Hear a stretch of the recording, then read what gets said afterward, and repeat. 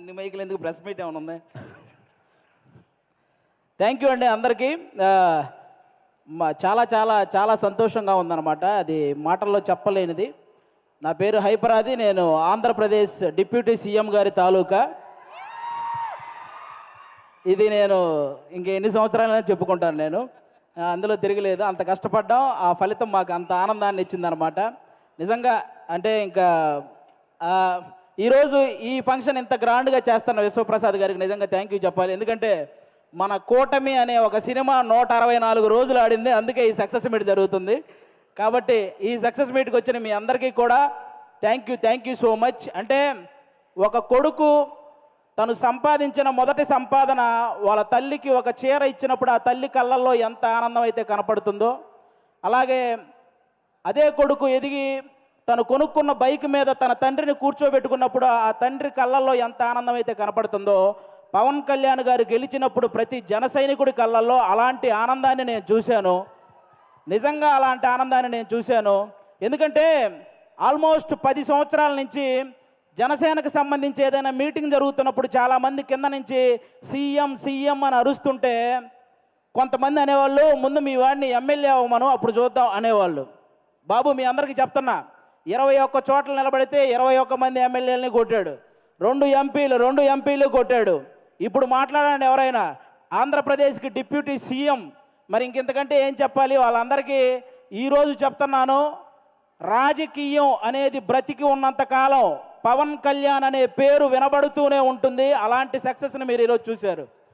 నాకు తెలిసి 10వ తరగతి సోషల్ బుక్లో మీరందరూ చరిత్రల గురించి చదువుతుంటారు, చాలామంది రాజుల చరిత్ర. వాళ్ళందరికీ ఏమాత్రం తీసిపోని చరిత్ర ఈరోజు పవన్ కళ్యాణ్ గారిది. ఆ రాజుల కాలంలో వాళ్ళు చేసిన యుద్ధాలు, లేకపోతే కుర్చీల కోసం కొట్లాట, చావులు ఇవి మాత్రమే ఉంటాయి. కానీ మన పవన్ కళ్యాణ్ గారి చరిత్రలో త్యాగాలు, సహాయాలు ఇవి ఉంటాయి. ఇలాంటి నాయకుడి గురించి ప్రతి ఒక్కరూ మాట్లాడుకోవాలి, ప్రతి ఒక్కరూ ఆయన్ని ఇన్స్పిరేషన్గా తీసుకోవాలని మనస్ఫూర్తిగా కోరుకుంటున్నాను. ఈ ప్రపంచంలో ఎలాంటి నాయకుడైనా గెలిస్తే ఒక గర్వం ఉంటుంది, కానీ ఒక్క పవన్ కళ్యాణ్ గారిలోనే గెలిచిన తర్వాత ఒక భయాన్ని నేను చూశాను. ఎందుకంటే ప్రజలు నా మీద ఇంత బాధ్యత పెట్టారు, ఆ బాధ్యతని 100% స్ట్రైక్ రేట్తో ఎలాగైతే నేను ఎమ్మెల్యేలని సాధించానో అదే 100% స్ట్రైక్ రేట్తో ఆ బాధ్యతలన్నీ నిర్వర్తించాలనే భయం ఆయన కళ్ళల్లో నేను చూశాను. అలాంటి నాయకుడు మనకు దొరికినందుకు నిజంగా మనం అదృష్టంగా భావించాలి.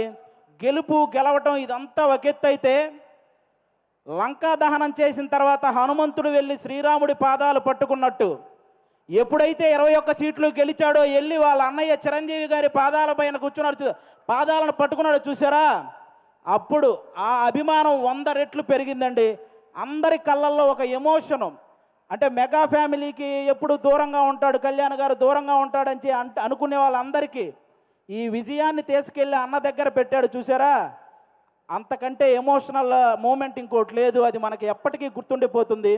అలాంటి ఎన్నో హ్యాపీ మూమెంట్స్ని మనకిచ్చినటువంటి పవన్ కళ్యాణ్ గారికి, అలాగే జనసేన కోసం కష్టపడిన ప్రతి జన సైనికుడికి ఈ సభ ద్వారా అందరికీ కూడా నా ధన్యవాదాలు చెప్పుకుంటున్నాను. Thank you so much. ఈరోజు ఇక్కడికి ఇంతమంది వచ్చినందుకు మీ అందరికీ వన్స్ అగైన్. ఇక నుంచి మనకి ప్రాబ్లమ్స్ ఏమి ఉండవు, అంతా హ్యాపీగా నడుస్తుంది 5 సంవత్సరాలు. కాబట్టి మీరందరూ ఇలాగే ఈ సక్సెస్ని ఎంజాయ్ చేయాలని మనస్ఫూర్తిగా కోరుకుంటున్నాను. థ్యాంక్ యూ అండి, థ్యాంక్ యూ. అందరికీ ఒక డౌట్ ఉంది, డిప్యూటీ సీఎం గారు సినిమాలు చేస్తారా? చేస్తారండి, కంపల్సరీగా కొన్ని ఉన్నాయి కదా బ్యాలెన్స్, అవి పూర్తి చేయాలి కదా, చేస్తారు.